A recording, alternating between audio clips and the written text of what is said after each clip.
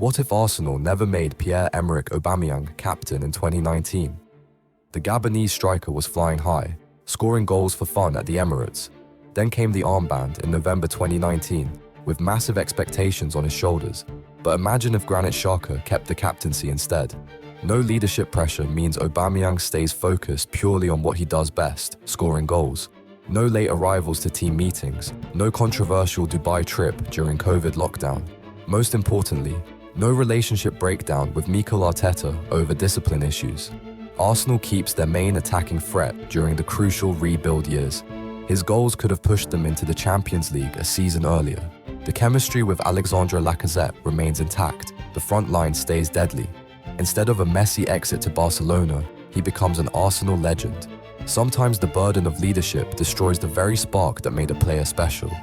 Aubameyang was born to score, not to lead.